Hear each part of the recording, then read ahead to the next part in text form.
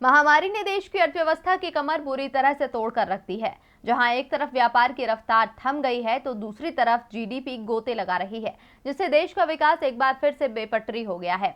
इन सभी हालातों को लेकर विपक्ष मोदी सरकार को जिम्मेदार ठहरा रहा है। वहीं आज आरबीआई के पूर्व गवर्नर रघुराम राजन ने भी इशारों में सरकार को घेरा है।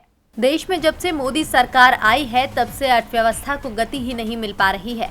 सरकार के कई फैसलों ने विकास की रफ्तार को रोकने का काम किया है और अब रही सही कसर महामारी ने पूरी कर दी है। दूसरी लहर से तो देश इस कदर प्रभावित हुआ कि अर्थव्यवस्था की नींव ही हिल गई। इस स्थिति को संभालने में सरकार विफल नजर आ रही है, इसीलिए विपक्षी दल उसे घेर रहे हैं। वहीं अब आरबीआई के पूर्व गवर्नर रघुराम राजन ने भी सरकार की खामियां गिनाई हैं। उन्होंने कहा कि आजादी के बाद महामारी देश की शायद सबसे बड़ी चुनौती है। जब महामारी पहली बार आई तो पूर्णबंदी की वजह से चुनौती आर्थिक थी, लेकिन अब चुनौती आर्थिक और व्यक्तिगत दोनों ही है और जैसे हम आगे बढ़ेंगे तो इसमें एक सामाजिक तत्व भी होगा। आरबीआई के पूर्व गवर्नर ने कहा कि महामारी के बाद अगर हम समाज के बारे में गंभीरता से सवाल नहीं उठाते हैं तो ये महामारी जितनी ही बड़ी त्रासदी होगी। उन्होंने कहा कि इस महामारी का एक प्रभाव ये है कि कई कारणों से हमने सरकार की मौजूदगी नहीं देखी।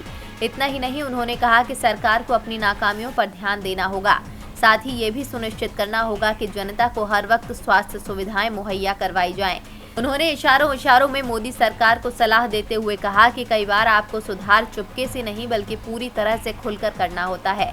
रघुराम राजन ने ये तंज उस बात पर कसा है जिसमें सरकार बार बार कहती है कि हम देश को बचाने की कोशिश कर रहे हैं, लेकिन हर एक्शन को बताना जरूरी नहीं।